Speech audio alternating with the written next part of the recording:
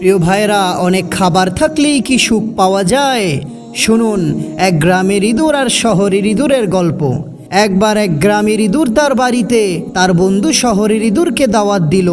শহরের ইঁদুর তার বাড়িতে আসলো। আসার পরে গ্রামের ইঁদুর তার শহরের ইঁদুর বন্ধুকে খাবার দিল, শুধু ভুট্টা আর শস্য দানা। এই খাবার দেখে শহরের ইঁদুর তো রাগে ফেটে পড়ল। সে বলল, এইসব খাবার আবার কেউ খায় নাকি? এইসব তো ভালো না।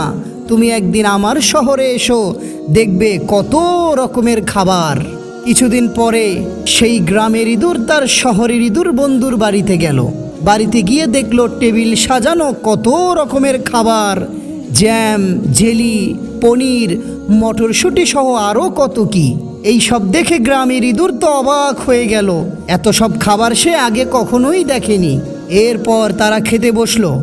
হঠাৎ করে দরজার শব্দ। দুজন ভয়ে দৌড়ে লুকালো। লোকটা চলে গেল। আবার তারা খেতে বসলো। কিছুক্ষণের মধ্যেই আবার দরজায় শব্দ। আবারও তারা দৌড়ে পালালো। এভাবে ভয়ে ভয়ে তারা খাবার শেষ করলো। খাবার খাওয়ার পরে সেই গ্রামের ইঁদুর বলল, ভাই, একটা কথা বলি, আমার গ্রামেই আমি ভালো আছি, কারণ সেখানে এত বেশি খাবার নাই ঠিকই, কিন্তু সেখানে অন্তত শান্তি আছে।